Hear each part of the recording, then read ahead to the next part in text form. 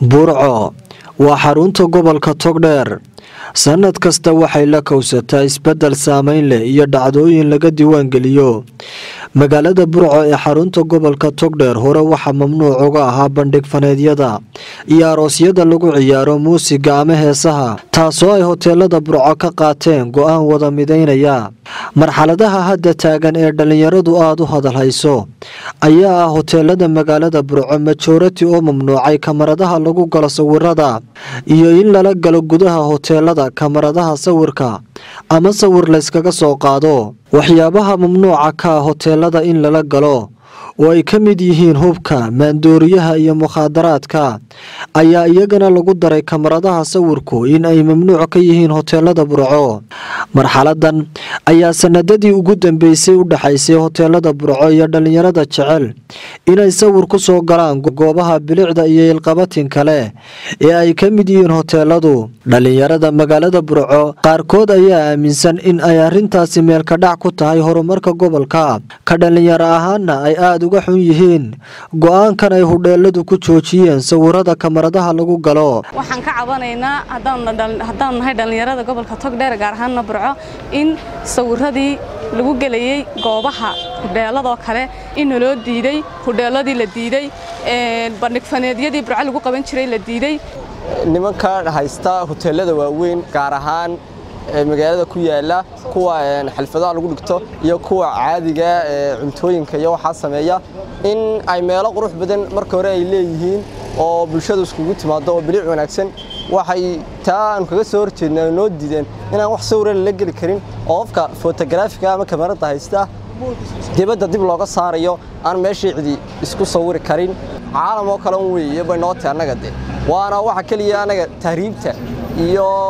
mukhaadaraadka aan kaga raysano way marka aan joognaan bilicdeeda daawano aan ku raaxaysano markaan daw soo shaxdo aan u soo shaxtagno yaanu meesha qurux badan aanu isku sawirno ama moolkayga ama kamar isku sawirno ilaahay idinka duuleeyahay way diiday xidhaa isku sawirmaysan ka wadi markaan yaradii kale ay falka u diidan ku kacay isku sawirmaysan waxay inaan yaraaye joogay Faransiis iyo Talyaanina isku soo sawiray laamiyada quruxda gidaarada iyagina ay dhaqan isku sawirmaysan doortaariga soo xun. anigu markii hore photographer baan caqabadihii iga haystay photographer-nimada iyo hawlihii iyo hortaagnaa waxa kamid ahaa in kameradan loo diido inaan hudheelka la galo. dhalinyarada qaarkood kale ayaa u arka arrintaasi lagu joojiyay sawirada kamaradaha ay tahay caburin lagu hayo dhalinyarada, taasoo ay ku kalifi karto dhalinyarada in ay ka haajiraan deegaankooda. arrintaas way khaldan tahay waayo waxay sababaysaa dhalinyarada inay ka tagaan wadankooda. gobolkeena Burcana ma laha goobo u khaas ah sida beerta xorriyada oo kale ayna ku galaan sawirada. marka ganacsatadiina mar haday hudheeladoodii u diideen dhalinyaradu iskaga tahliibisa wadanka, waayo dhalinyaradu meel ay ku yimaadaan, meel ay ku sawiraan, dhul qurux badan intaba ma laha. marka waxay kalifaysaa in wadanka iskaga tagaan saa waxaan arkaa inay khaldan tahay. Burcana dhalinyaradii way ka wada tagtay, waxaana ugu fiican ka tagan iyo ciladan iyo inay magaalo kale iyo gobol kale camiraan ama si ay tahriibaan. waxa weeyaan caburinta lagu hayo, caburin aad iyo aad saaran oo aan gobolada kale iyo dhalinyaradeeda aan saarnayn. inta aan la mamnuucin sawirada ka hor hoteelada qaar ayaa marka lacag dul saara la siiyo ogolaan jiray sawirada, sida uu sheegayo sawirqaade Shaariq oo ah xirfadle ku shaqaysta sawirada. waxaan ahay sawirqaade, waxaan ka tirsanahay baada photographer-da ee gobolka. caqabadahan kala kulno sida imika hudheelada kale hudheelka marka tagto waad la adigu aad wada group aad sawir ka qaadaysid.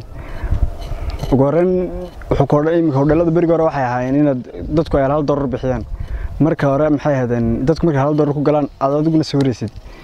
kadib taa way ka bedeleen waxa dhacday ninkii photographer-ka $2 baan ka qaadanaa, hal kale dadkana $1 baan ka qaadanaa. marka halkaas waa sixir bar ay ku kordhiyeen dadka sawir qaadada. kadib waxay soo saareen markii dambe inay yiraahdaan waan joojinay xagga sawir qaadista iyo waxyaabaheedaba.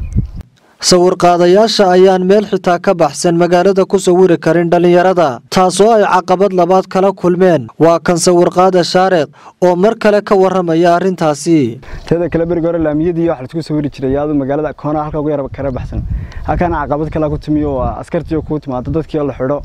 oo hadhatoona la yiraahdo kaliba xun iska duubeen ama iyagoo qaawin bis sawireen. caqabadahaas oo dhan baa ka soo turjumaan. siciid maxamed dhagcaleen waa maamulaha hoteelka Deero bal waxaan weydiinay sababta ka dambeysay in ay mamnuuceen sawirada lagu galo kamaradaha sawirada waxaan mamnuucnay waxaan ku mamnuucnay caqabada koowaad waxa weeyaan markay sawir iska qaadayaan dadkii customer-ka fadhiya ay sawirada iska qaadayaan dadkii customer-ka weyn wadaad ku jira dad culimo fadhiya sida daraadeed culimadana uma fiicna sawirka ka yaacay dadkii saan daraadeed baan u mamnuucnay dadku dad qaaqaawan dhalinyaradu in sadartay mooyee waa akhrisoon baan u maaleeyaa sida daraadeed baan sawirada u mamnuucnay wixii soo galay dhalinyarada fooda jeegada xeeratay iyo hablaha qaaqaawan way caqabadana waxayaan hudalada qaaqaawada ku hayaan waxa weeyaan dadkii customer-ka fadhiya ay imanayaan sawir bas ka qaadan ma ixtiraamayaan sida daraadeed u mamnuucnay way mamnuucitaan kan aad mamnuucdeen mid idinkayda ka soo goodayba mise waxay ku lifaaqan tahay sidii dhacdooyinkii hore oo kale aroosyada oo la mamnuucay oo kale bandhig faneedyada hudheelada laga mamnuucay burco oo kale taasoo inta badan ay gudida wanaag farista la saaro arrintanna ma la soo dhan karaa waxay la xidhiidhaa arrimaha gudida wanaag faristu mamnuucdo kale dibay horta anaga gaar ahaan mamnuucnay way ka soo bulshada customer-kayga ayay ku xuntahay ay ku dul sawirayaan culimadii oo fadhidade markaas daraadeed baan gaar ahaan mamnuucnayba intaasi kaliya ta kuma koobna hoteelada Kaafi iyo Nasteexo ayaanu muddo 3 toddobaad ka dalbanaynay bal in ay arrintan ay ku joojiyeen sawirada kamaradaha lagu galo faahfaahin naga siiyaan balse nasiib darro nooma suuro galin arrintaasi nidaamkan ay kamaradaha ku joojiyeen hudheeladu ayaan ahayn nidaam ay inta badan bulshadu ay kula waafaqsan tahay maadaama bulsho badan ay u aragto arrintaasi inay dib u dhac ku keeni karto horumarka gobolka waa maxamed xasan diiriye maxamed jookar telefishinka caalamiga Ariel TV magaalada Burco